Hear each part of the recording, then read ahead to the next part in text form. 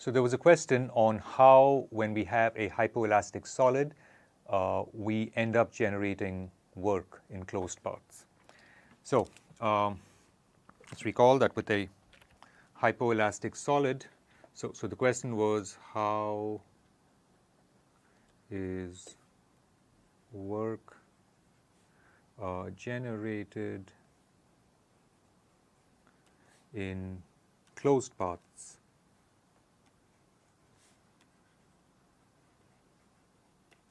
with hypoelasticity.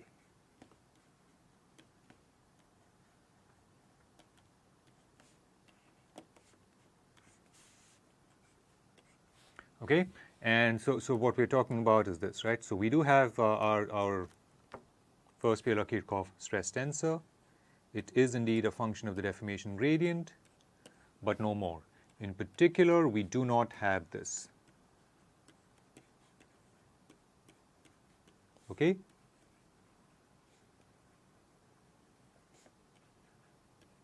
Okay? Right? We don't have this last equality. Okay. And really this is it. By saying that this last equality is not obtained, what we are saying is that we don't have any such function psi, which is a state function. And thereby, what this means is that when we do work,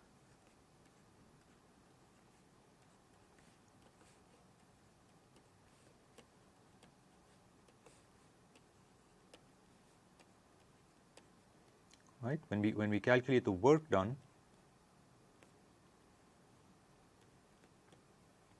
right, when we do this integral, what is happening is that we do not have a mechanism to store that work.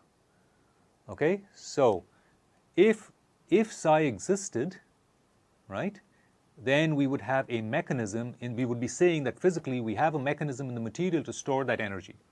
Okay, instead we don't have this, right? So yes, we're deforming the material, but the material is such that we've constructed a model, and this may not be a physical model, right? It may not be a physically realistic model, but still our mathematical model for the solid is one in which we have neglected, or we failed to come up with a mechanism, a mathematical mechanism for storing that energy, right? For taking that work that we're doing now and storing it as energy.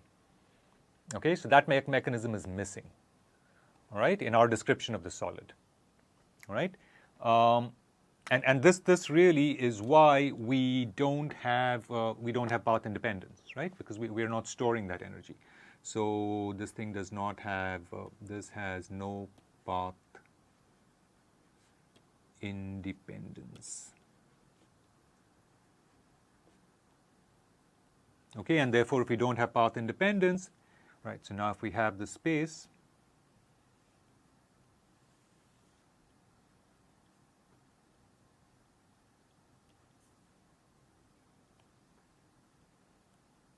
right, and we look at some states, say P1, F1, and P2, F2, right? It does, since we don't have path independence, we do a certain amount of work that way, right? And we do a different amount of work, which is not just the negative of the first path in the second path, right? Along the second path. Okay? We've neglected to make sure that when we deform it one way and we come back, right, along some path, we've neglected to make sure that there is a function which just gives us back all the energy we put in. Okay, and so we see that if we do closed paths of this kind, we do generate some amount of work. Okay, mathematically, the reason that this happens is that in general, it is difficult, it is not easy to find functions. In general, it is difficult to show,